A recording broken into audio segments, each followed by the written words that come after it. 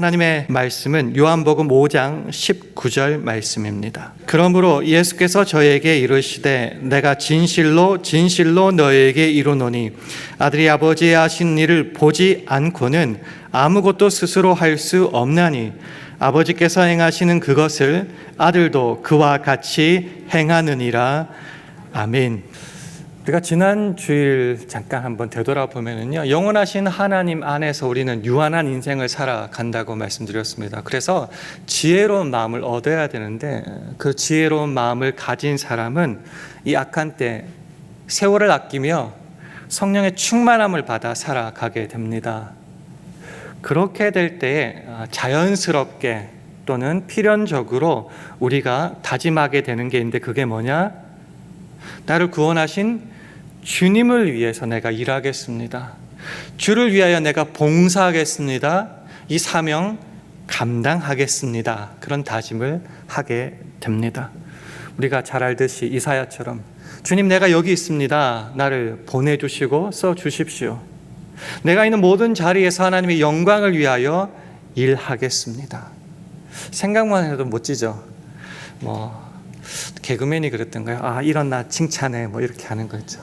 다짐만 하면은, 결단만 하면, 결심만 하면은 내가 너무너무 멋져 보이는 거예요. 이제 끝, 이제 일만 하면 돼 라고, 이제부터는 이지고잉 할 거라고 생각하는데, 사실은 이 지점부터 굉장히 중요한 원칙들이 있다라는 것이죠. 왜 진정한 시작이 이 다짐, 결심부터냐고 하면은요, 주의 일을 한다, 주의 일을 위하여 봉사를 한다라고 말하면서 사실은 내가 하고 싶은 대로 내 뜻대로 행할 때가 참 많아서 그렇습니다. 그게 왜 문제냐? 주의 일이 아니라 내 일을 하기 때문입니다. 그럴 때 주님의 영광을 위해서라는 그 말은 다 사라지고 나를 위해서. 왜냐고 하면 다시 한번 설명드릴게요. 내 방식대로 내 뜻대로 해요. 거대한 명분은 주님을 위해서. 그래서 그것이 성공하잖아요. 그러니까 무엇이 증명이 돼요? 내 뜻과 내 계획이 증명됩니다. 그 일이 성공할 때는 누가 영광을 받아요? 그 일을 시작하고 계획하고 한 내가 영광.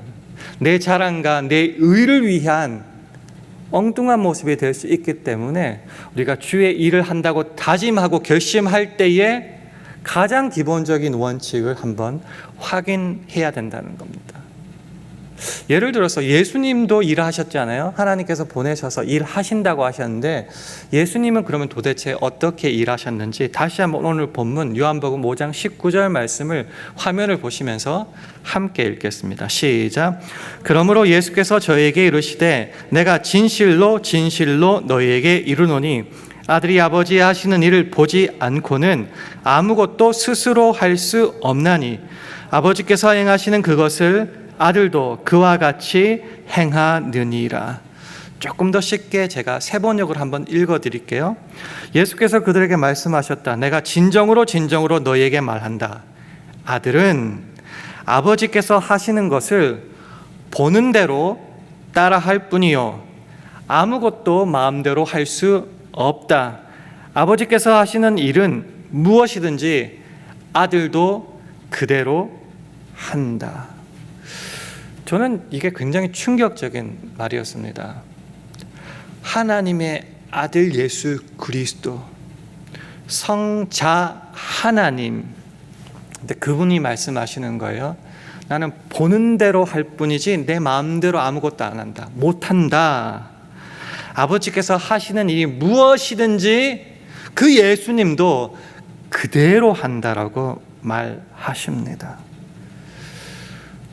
성자 하나님은 알아서도 잘 하실 것 같은데, 다시요, 아버지의 하는 대로 보여주신 그대로 할 뿐이다 라는 겁니다.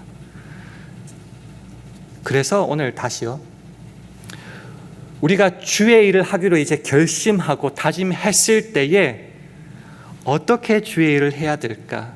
우리 기본 원칙 세 가지를 한번 정리해보고 우리의 삶 속에서 한번 확인해 봤으면 좋겠습니다. 첫 번째는 주님의 보내심을 받았는지 확인하라는 겁니다. 제가 흉내를 잘 못했는데요. 영화에 그런 단락이 있었어요. 내가 너 서장하고 말이야. 내가 밥도 먹고 목욕탕도 가고 말이야. 이렇게 하죠. 왜 이렇게 하죠? 나 그 서장이랑 그 사람이랑 잘 알고 그 사람이 보내서 왔다는 거죠. 근데 만약에 그 사람이 왔는데 누구세요? 했다라고 생각해 보세요. 그럼 그것만큼 황당한 일이 없을 겁니다. 부활하신 예수님께서 제자들에게 나타나셨습니다. 그리고 그 제자들에게 이렇게 말씀하십니다. 아버지께서 나를 보내신 것 같이 나도 너희를 보내노라. 예수를 주로 고백하는 그의 제자, 그의 자녀들은 보내심을 받습니다. 나는 아무것도 안 해야지. 아니라 모든 사람이, 모든 주의 자녀가, 제자가 주님의 보내심을 받습니다. 주의 일을 한다. 이 말 자체를 잘 한번 생각해 보세요. 일을 한다, 내 일을 한다가 아니라 주님의 일을 한다. 목사들이 흔히 그러죠. 나는 주님의 종입니다. 그러면서 내 하고 싶은 대로 하면 이거는 거짓말이죠. 주의 일을 하려면은 주님이 보내셨는지부터 확인해야 됩니다. 말장난이라고요? 아니요. 교회에서 특히 저 같은 목사들이 가장 실수하는 게 뭐죠?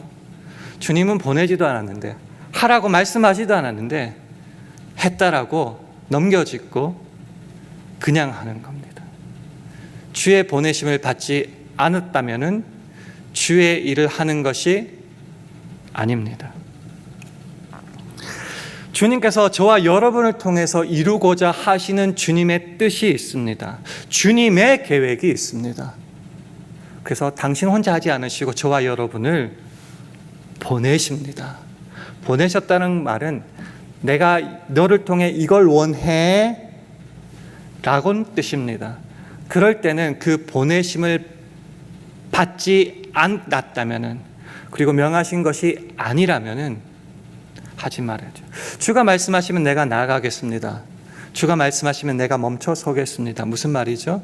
주님의 보내심이 있다면 그대로 한다라는 것이죠. 주의 일을 하는 가운데 우리가 가장 생각하고 고려하는 것 중에 하나가 나의 유능함입니다. 내가 물질을 가지고 있는지, 건강한지, 똑똑한지, 내가 얼마나 경험이 있는지. 그러나 주 안에서는 나의 유능함은 아무런 유익이 없습니다. 내가 멍청하고 아무것도 없다 할지라도 주님께서 보내셨다면 주님께서 책임지시고 주님이 이루십니다. 반대로 내가 세상이 부러워할 만한 모든 것을 가지고 있다 할지라도 주님께서 보내시지 않고 주님의 뜻이 없다면 그것을 통하여 이루어질 주의 일은 아무것도 없습니다. 내가 가진 재정, 건강, 물질, 인적 네트워크 다 하나님이 주신 거죠.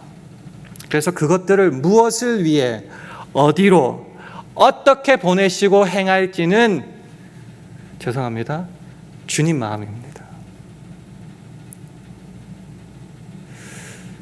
개인적 얘기를 해서 좀 죄송하지만 제가 신학교를 졸업하고 나름대로 똑똑하다고 생각할 때 제일 실수 많이 했어요. 왠지 아세요? 나 똑똑하다고 생각했거든요. 힘도 좋다고 생각했고, 그래도 목사 아들로 여기까지 경험도 많다고 생각했거든요. 나를 보내시는 이의 구체적인 명령, 오더, 인도하심이 없을 때에 나섰다? 그러니 망하는 거죠. 맡은 자들에게 구할 것은 뭐라고요? 충성입니다. 맡은 자, 보내심을 받은 자, 그에게 구할 것은 충성. 충성을 가장 쉽게 설명하면은 시키는 대로 해입니다. 이거 잘 안 되죠. 내가 하고 싶은 뜻이 있잖아요. 나는 살고 싶은데 주님은 죽으라고 하면은 나는 못 죽잖아요. 나는 앞에 서고 싶은데 하나님께서 서지 말라고 하면은 우리는 너무너무 속상하죠. 하다는 것이죠. 아버지께서 나를 보내신 것 같이 나도 너희를 보내놓는다. 하나님께서 예수님을 어떻게 보내셨어요? 요한복음 4장 34절 화면을 보시면서 우리 함께 읽겠습니다. 시작. 예수께서 이르시되 나의 양식은 나를 보내신 이의 뜻을 행하며 그의 일을 온전히 이루는 이것이니라. 모든 것이 하나님의 영광입니다. 이 말만큼 거짓 말도 없는 것 같습니다. 내 하고 싶은 대로 다 해놓고 일이 잘 되니까 좀 남들 앞에서 멋져 보이려고 하는 말, 하나님께 영광을 돌립니다. 하나님이 시키지도 않고 하라고 하지도 않았는데 하나님께 왜 영광을 돌려요? 좀 말을 좀 제가 거칠게 하는지는 모르겠지만 사실은 이게 저의 예전의 모습이기도 합니다. 예수님도 보내신 이의 뜻만을 행했습니다. 그의 일만을 온전히 이루기를 원했습니다.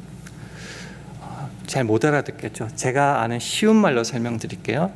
내가 주의 일을 합니다. 주의 영광을 돌리고 싶습니다. 그래서 주님의 영광도 돌리고 싶은데 동시에 나도 이름을 좀 드러내고 싶고 나도 앞에 서고 싶어요.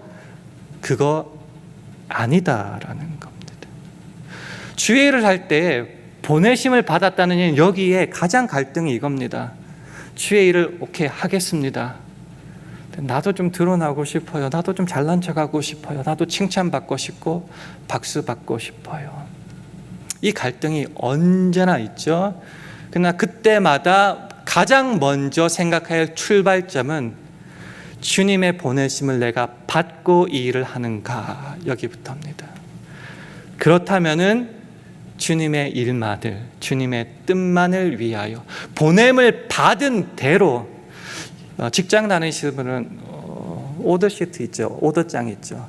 요거 해주세요. 요거 페이 해주세요. 이렇게 딜리버리 해주세요. 딜리버 오더도 있고. 그러면은 거기로 가야죠.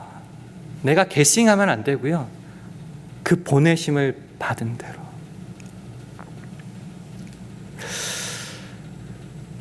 그래서 예수님께서도 겟세마네 동산에서 이렇게 기도하셨습니다. 할만하시거든. 이게 마음에 안 든다는 거예요. 아버지여, 할만하시거든 이 잔을 내게서 지나가게 하옵소서. 싫은 것 있잖아요. 그럴 때 마지막에 어떻게 기도하셨어요? 그러나 나의 원대로 마옵시고 아버지의 원대로 하옵소서. 보내신 대로 제가 하겠습니다. 어떻게 가능하죠? 돛 닦으면 되나요? 성경이 주는 답은 한 가지뿐입니다. 내 마음을 성령 하나님으로 채우면 됩니다.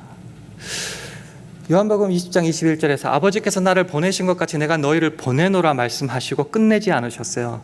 그 다음에 이 말씀을 주십니다. 이 말씀을 하시고 저희를 향하사 숨을 내쉬며 가라사대 성령을 받으라.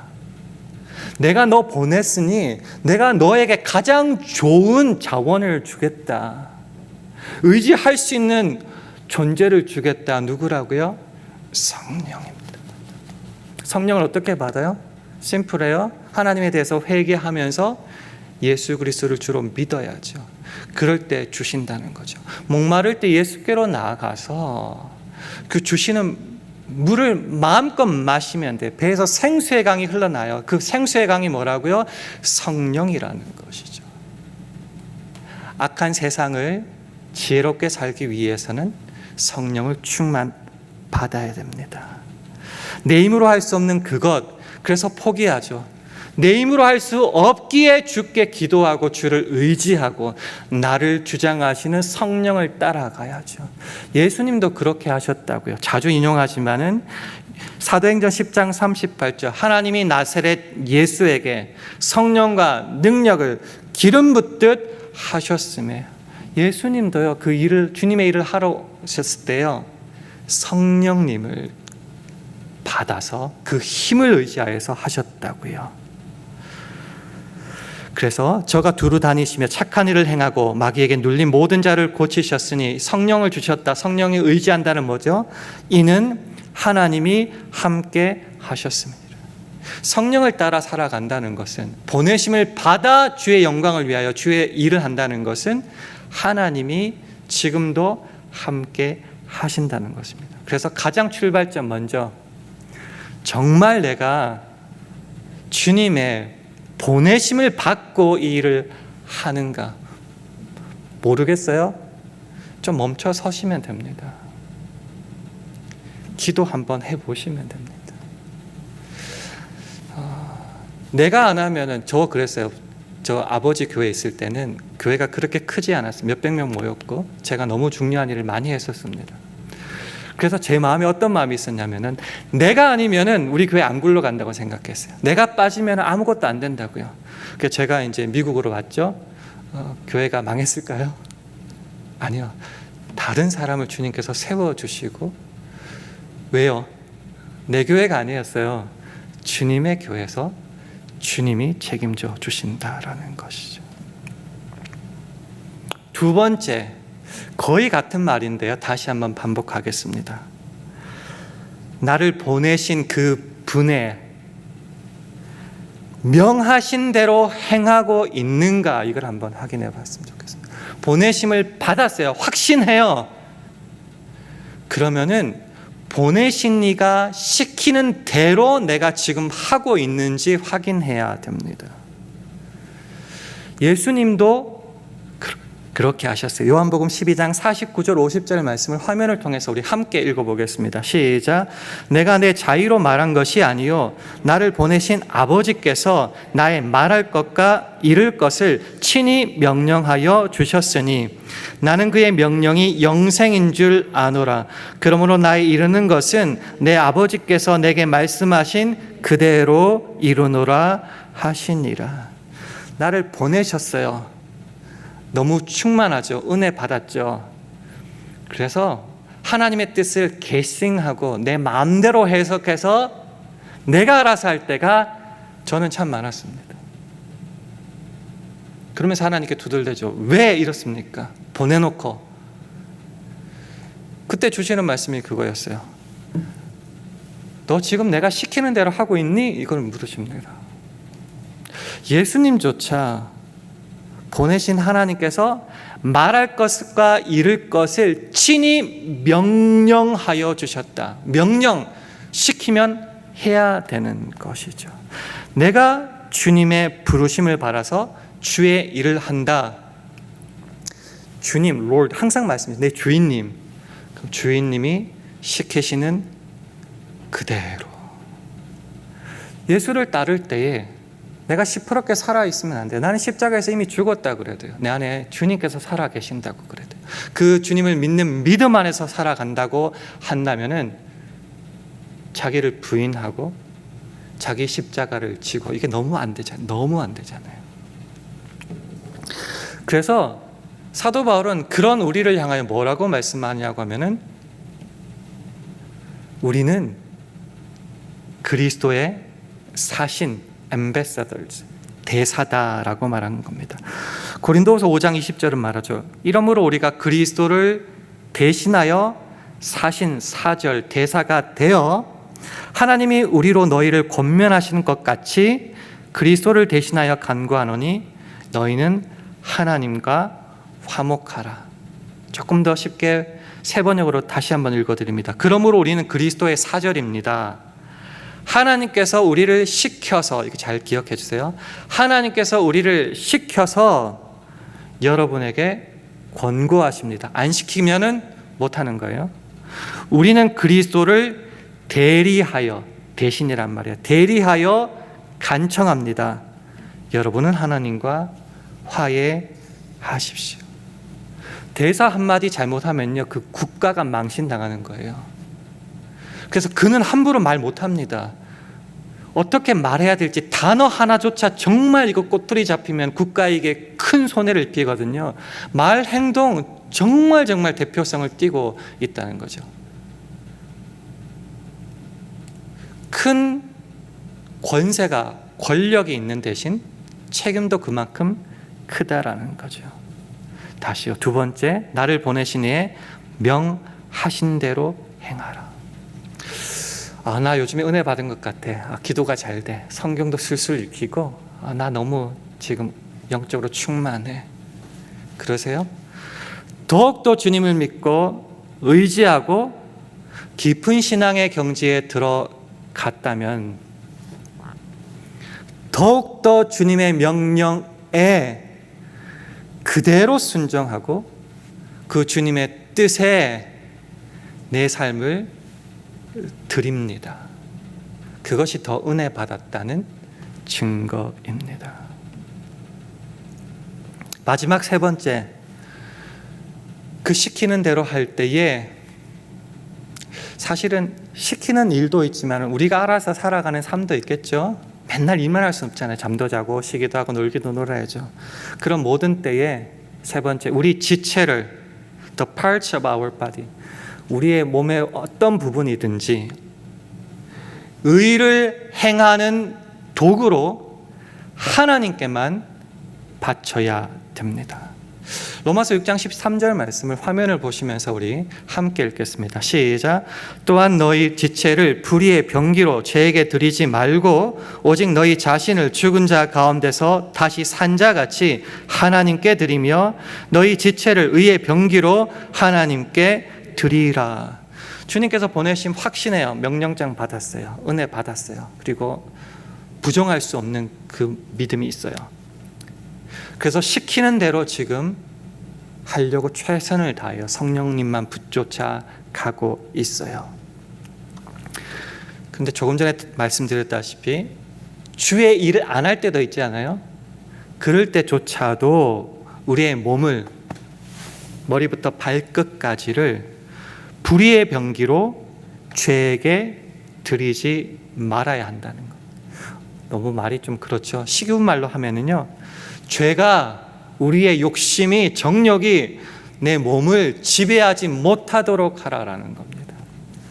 교회에서 안 보이고 목사 눈앞에서 아니면은 집에 혼자 있을 때는 내가 하고 싶은 대로 하고 싶고 좀 범죄도 하고 싶잖아요. 그게 사실이고 우리 그렇게 하잖아요. 근데 정말 우리를 죽을 몸을 살려주신 주님께서 어디든지 함께 하신다라고 믿는다면 어디에서든지 우리의 몸을 죄의 종로를 하지 말게 하라라는, 이거 결심이 필요합니다. 결단이 필요합니다.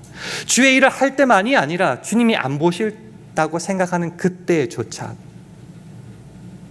우리의 몸을 죄의 종로를 하지 않도록 해야 됩니다.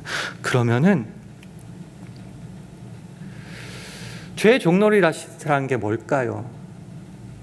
죄가 우리를 다스린다는 게 뭘까요? 고린도전서, 오늘 담임 목사님이 설교하신 내용인데요. 고린도전서 3장 1절부터 3절 시간 되시면 한번 들어보세요. 우리 인간을 세 부류로 나눕니다. 육에 속한 사람, 그냥 예수 안 믿는 사람, 내추럴, 자연인이라고 번역하죠. 육에 속한 사람이 있고요. 나머지 두 부류는 예수를 믿는 사람도 두 부류로 나눈다는 거죠. 첫 번째는 육신에 속한 사람, 예수를 믿고 구원을 받았지만은 육신의 정욕을 따라 살아가는 사람이 있고 성령을 따라 살아가는 신령한 사람, 영에 속한 사람이 있어요. 자, 우리는 예수를 믿기 때문에 첫 번째는 빼고 육신에 속한 사람과 영에 속한 사람을 어떻게 구별하느냐? 고린도전서 3장 3절에 있는데요. 그 주요한 구별법이 뭐로 나타나냐 하면은 시기와 분쟁으로 나타난다는 거.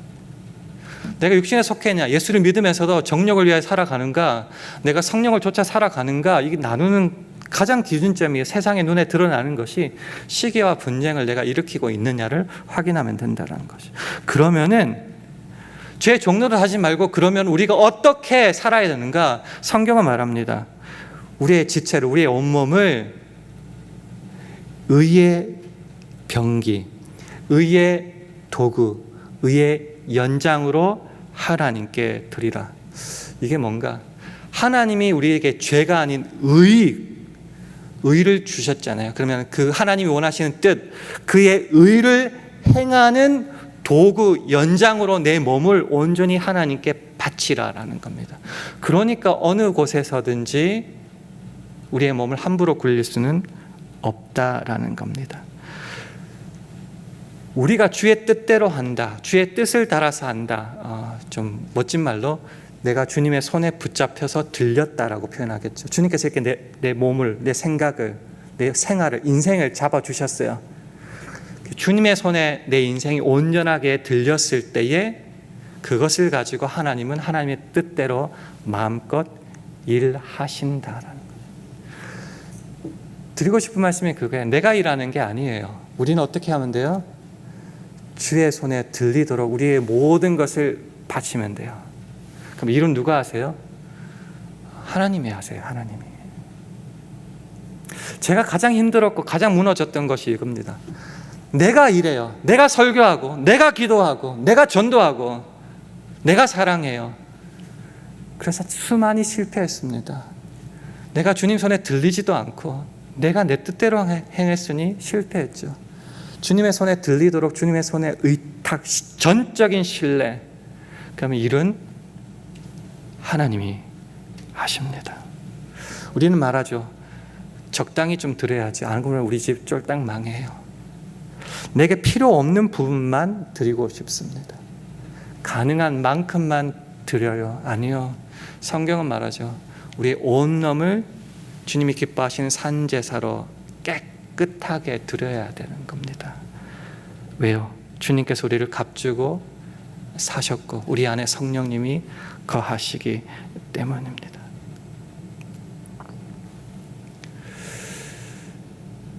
제 인생을 한번 되돌아봤습니다. 사실 아직도 부목사로서도 부족하고 남편으로서도 아빠로서도 참 부족한 사람인데요. 그러면서 다시 한번 주의 말씀을 묵상합니다. 내가 목사라고 하는데, 주의 종이라고 하는데 나는 정말 하나님의 부르심을 받았는가?